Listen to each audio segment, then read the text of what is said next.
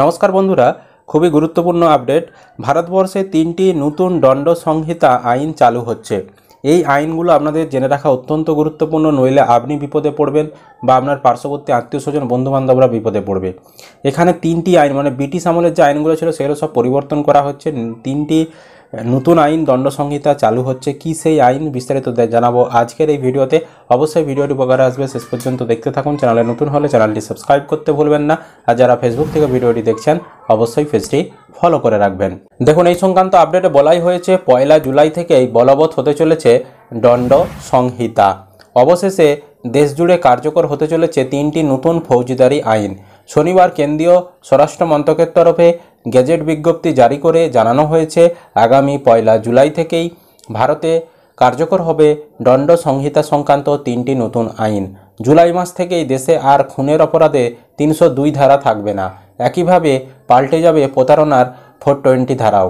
ফৌজদারি দণ্ডবিধির নতুন আইনে খুনের অপরাধের ধারা 101 এবং প্রতারণার জন্য বহাল হবে 316 ধারা।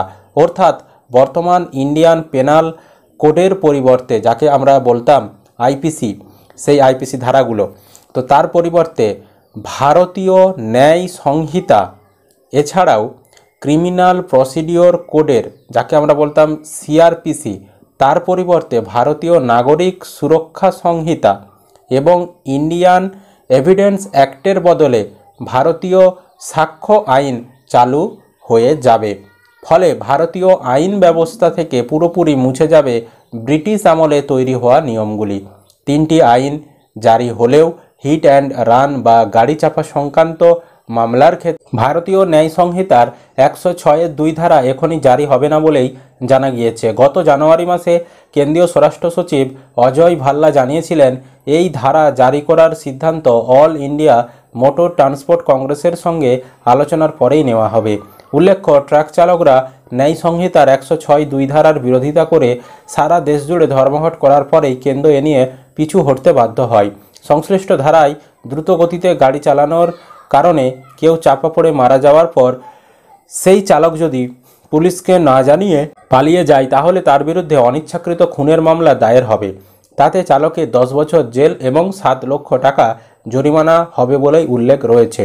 তৃণমূল কংগ্রেস সহ বিরোধী দলগুলিও তাড়াহুড়ো করে বিল পাসের বিরোধিতা করেছিল। এই আইনের বিরোধিতায় সব থেকে বেশি সরব ছিলেন এ রাজ্যের মুখ্যমন্ত্রী মমতা বন্দ্যোপাধ্যায়। তার বক্তব্য ছিল, এই 3 বিল ভারতের সামগ্রিক নীতির উপর শুধু প্রভাব ফেলবে তাই নয়, ভারতের জনজীবনের উপর এর দীর্ঘমেয়াদী প্রভাব পড়বে। এই 3টি বিল নিয়ে সব পক্ষের সঙ্গে যত বেশি সম্ভব আলোচনা করা উচিত। কিন্তু গত বছরের শেষে ডিসেম্বরে সংসদের শীতকালীন অধিবেশনে এক প্রকার বিরোধীশূন্য সংসদে ফৌজদারি দণ্ডবিধির 3টি বিলই পাশ করিয়ে নিয়েছিল সরকার পক্ষ। রাষ্ট্রপতি দ্রৌপদী মুর্মু 25শে ডিসেম্বর বিলগুলিতে সই করার পরে তা আইনে পরিণত হয়। মহিলা এবং শিশুদের বিরুদ্ধে হওয়া অপরাধগুলির ক্ষেত্রে আরও কঠোর সাজার বিধান থাকছে এই নতুন আইনে। নয়া আইনে 18 বছরের কম বয়সী মহিলাকে ধর্ষণের সাজা হবে মৃত্যুদণ্ড অথবা আজীবন কারাদণ্ড। গণধর্ষণের ক্ষেত্রে 20 বছর থেকে আজীবন জেলের সাজার কথা বলা হয়েছে।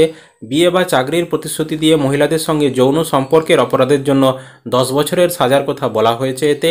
এছাড়াও সন্ত্রাসবাদ এবং রাষ্ট্রদ্রোহের মতো অপরাধের ক্ষেত্রেও আরও কঠোর সাজার কথা উল্লেখ রয়েছে এই নতুন আইনে।